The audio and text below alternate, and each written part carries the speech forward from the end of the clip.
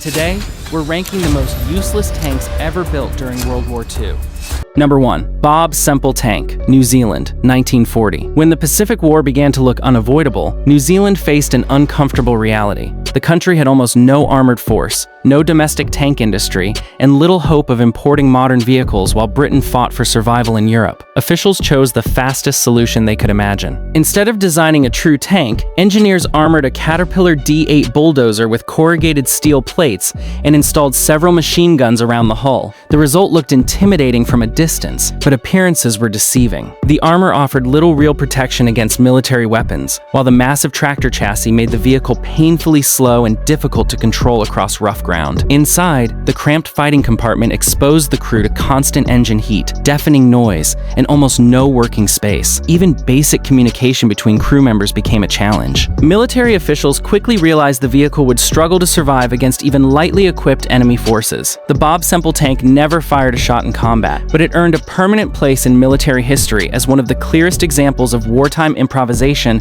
replacing practical battlefield design. Number 2. Caravelle CV-33, Italy, 1933. During the early 1930s, many military planners believed tiny armored vehicles could replace full-size tanks. Italy embraced that theory more enthusiastically than almost anyone else. The CV-33 was small, lightweight, and inexpensive to manufacture. Its compact size made transportation easy, but nearly every advantage ended there. Armed with only machine guns and protected by extremely thin armor, the vehicle was never intended to duel enemy tanks. Against poorly equipped opponents during colonial campaigns, it performed reasonably well. World War II changed everything. Facing British armored formations across North Africa, the CV-33 became hopelessly outmatched. Even weapons that weren't specifically designed to destroy tanks could disable it with alarming ease. Crews often found themselves trapped inside a vehicle that lacked both the protection to survive incoming fire and the firepower to fight back. Entire Italian units disappeared within minutes once heavier Allied armor entered the battlefield. The CV-33 wasn't simply outdated. It represented an idea about armored warfare that collapsed the moment it encountered a modern battlefield. Number 3. Matilda I, United Kingdom,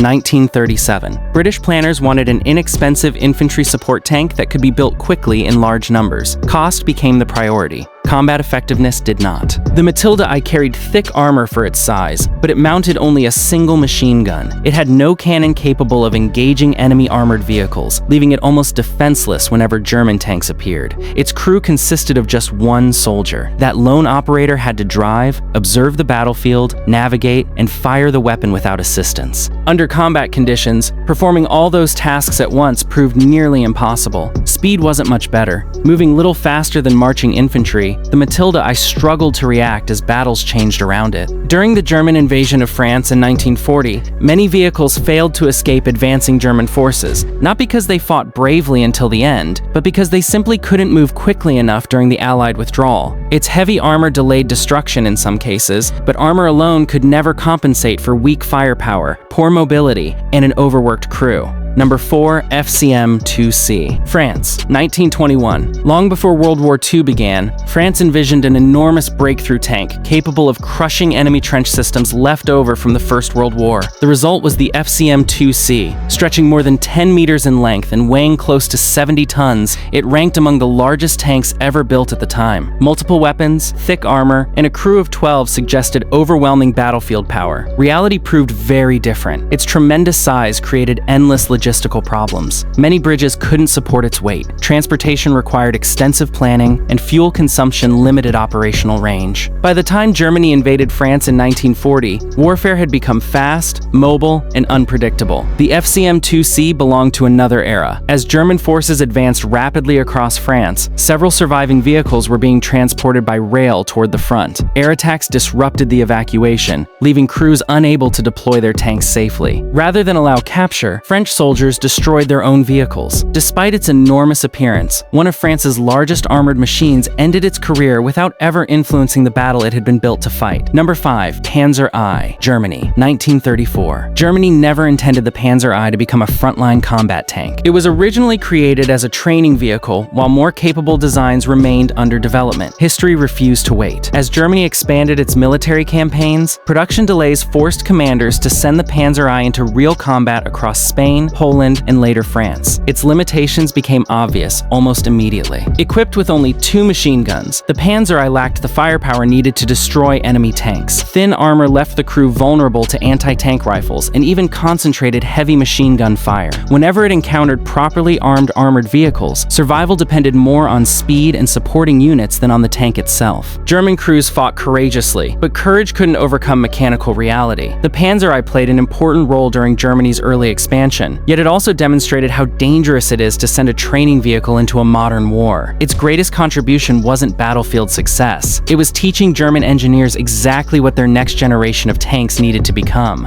Number 6. T-35, Soviet Union, 1933. Few tanks looked more intimidating than the Soviet T-35. With 5 separate turrets, a massive crew, and enough weapons to engage targets from multiple directions, it appeared to be the future of armored warfare. On paper, it was a fortress on tracks. In reality, it was a mechanical nightmare. Weighing more than 45 tons, the T-35 constantly pushed its engine and transmission beyond their limits. Long road marches often ended with broken gearboxes, damaged suspension components, or overheating engines before the tank ever reached the battlefield. Its 5-turret layout created another problem. Crew members struggled to coordinate their fire, while communication inside the vehicle remained slow and confusing. Instead of fighting as one machine, the T-35 often operated like several disconnected vehicles sharing the same hull. When Germany launched Operation Barbarossa in 1941, dozens of T-35s were committed to combat. Very few were actually destroyed by German tanks. Most were abandoned after suffering mechanical failures that left them stranded along Soviet roads. German soldiers frequently photographed these giant machines exactly where they had broken down, untouched by enemy fire. The T-35 proved that adding more guns doesn't make a better tank if the vehicle can't reliably reach the fight. Number 7. Mark A. Whippet, United Kingdom, 1917. The Mark A. Whippet earned praise during the closing months of the First World War, but its influence on later British armored thinking created problems that lasted well into the next conflict. Unlike the slow, heavy tanks of its era, the Whippet emphasized speed and mobility. Unfortunately, achieving that mobility demanded an unusually complicated driving system. Instead of using a conventional steering mechanism, the driver controlled 2 separate engines independently. Turning the vehicle required constant adjustments between both power plants, making precise maneuvering extremely difficult under battlefield pressure. Even experienced crews struggled to control it across broken ground. During combat, a single mistake could send the tank into shell craters,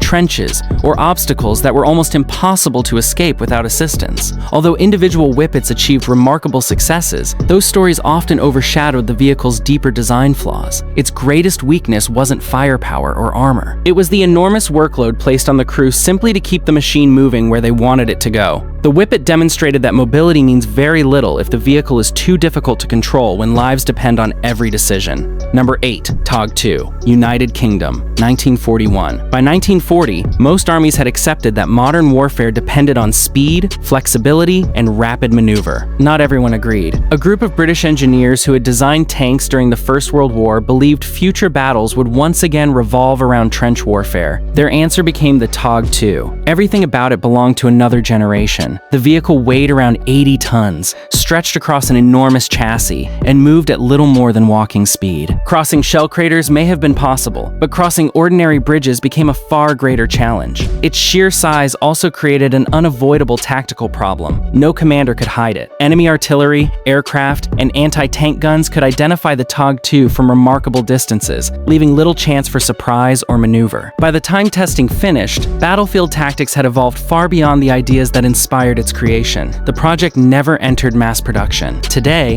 the TOG-2 survives as a museum piece, representing how military planning can become trapped by the lessons of an earlier war instead of preparing for the next one. Number 9. Char B-1 Biz, France, 1937. At first glance, the Char B-1 Biz looked like one of Europe's strongest tanks. Its thick armor resisted many German anti-tank weapons during the Battle of France, while its combination of a 75mm hull gun and a 47mm turret cannon gave it impressive firepower for 1940. Yet beneath those strengths lay serious operational problems. The larger 75mm gun couldn't rotate independently. To aim it, the driver had to steer the entire tank with extraordinary precision while under enemy fire. At the same time, the commander operated the turret turret weapon, directed the crew, monitored the battlefield, and communicated with nearby units. The workload became overwhelming. Fuel consumption created another major weakness. Long operations demanded constant resupply, limiting the tank's ability to keep pace with rapidly changing battles. Although individual Char B-1 tanks achieved impressive victories against German armor, the overall design proved too demanding for the crew to operate efficiently under real combat conditions. It wasn't defeated because it lacked strength. It was defeated because even an excellent machine becomes vulnerable when too many critical tasks depend on too few people. Number 10. Cruiser Tank Covenanter, United Kingdom, 1940. Some tanks earn a poor reputation after failing in combat. The Covenanter never needed to reach the battlefield. Its biggest enemy was its own engine. Engineers placed the cooling system at the front of the vehicle while leaving the engine in the rear, creating an arrangement that struggled to remove heat efficiently. Even during routine training exercises, temperatures climbed dangerously high. Military testing repeatedly highlighted the same issue.